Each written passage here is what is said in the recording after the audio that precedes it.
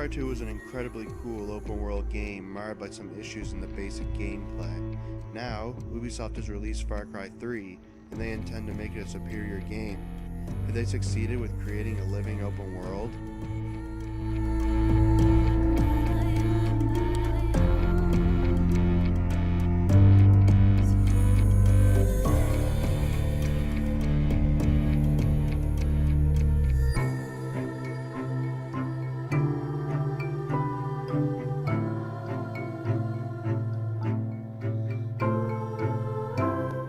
Far Cry 3 opens with a rich kid named Jason and his friends having the time of their lives on a tropical vacation. It shows them living it up before doing some skydiving over the Rook Islands. Jason blacks out and wakes up in a nightmare. Him and his brother Grant are locked in a cage and both are being tormented and tortured by the villainous boss. Grant frees himself and they escape. They are almost on the home stretch and the boss finds them, shoots Grant in the neck, and lets Jason goes and the dark, mysterious opening that sets the rest of the encounters with the boss. There are very few real cinematics and even fewer encounters with the villains. It's not a bad story, it's just really simple. It's basically all told through fetch quest story-style missions to switch friends. One thing that makes it really special about it is the boss himself. It's so evil that you can't help but hate him, but you'll love him at the same time. His encounters are the best scenes in the game. It's a shame and horror. The story is exploration and the basic gameplay is what pushes you forward.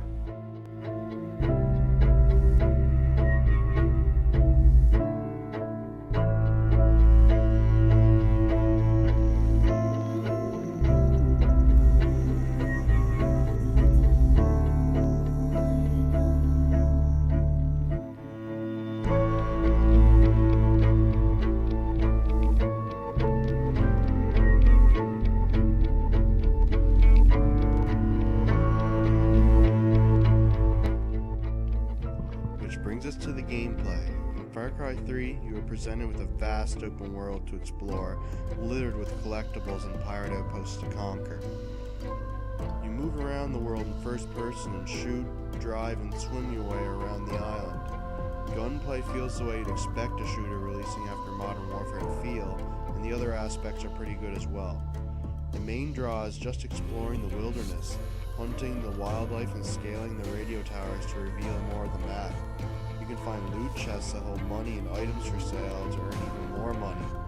Money is used to buy ammo mostly, but you can also add attachments to your guns. Hunting the animals is not for money like in other games that feature hunting. It's used to craft different items that enhance your basic gameplay, such as giving you another holster for your weapons, allowing you to carry more.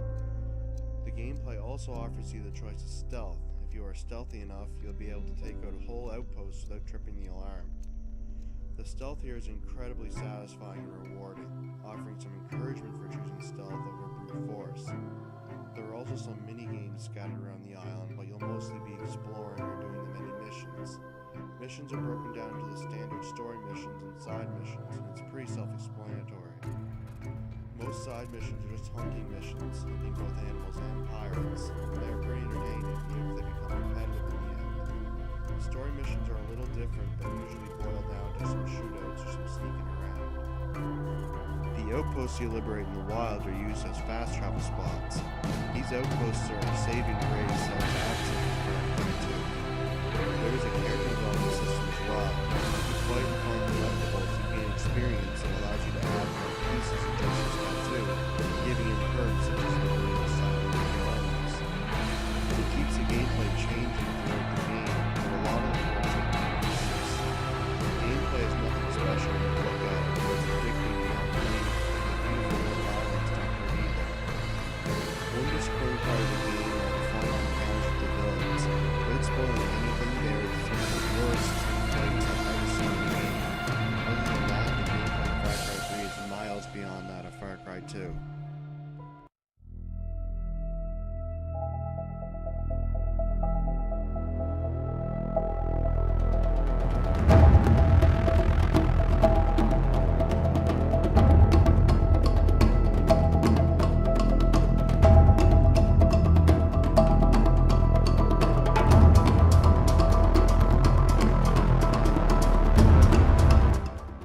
audio in Far Cry 3 is electronic and fast-paced. This suits the story and the combat encounters well, and the voice work is great.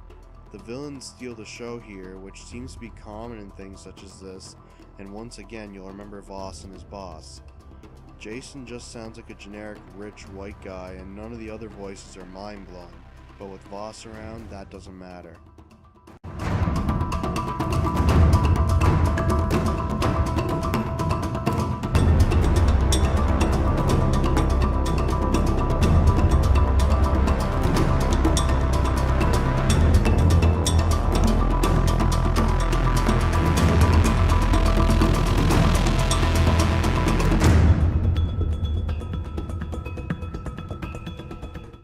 The visuals are amazing. The green of the jungles is fantastic to witness, and it looks stunning all the way through, even though there are only very few loading times.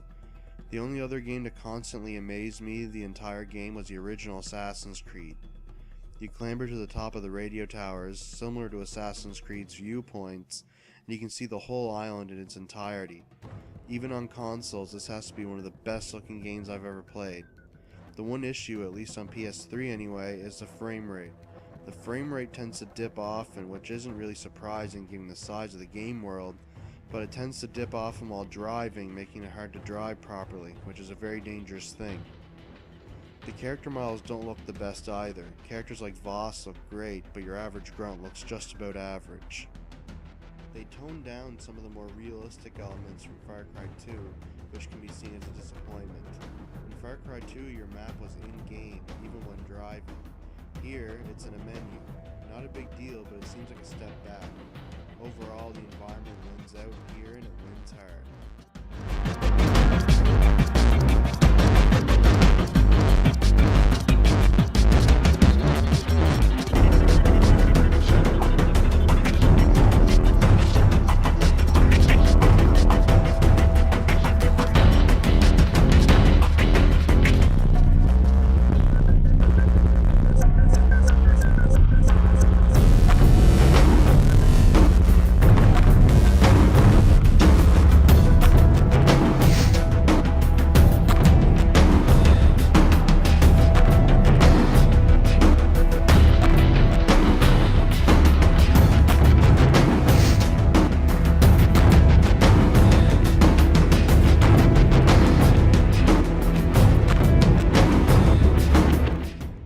Overall, Far Cry 3 stomps all over Far Cry 2 in the gameplay department. It also looks better and has better systems in place. If you have any love for open world games, give Far Cry 3 a try. Voss is one of the best villains in a game, and the open island is a sight to behold. It's beautiful, brutal, and dark all at the same time. Grab a gun and fight back against the pirates. Voss steals himself an 8.5 out of 10.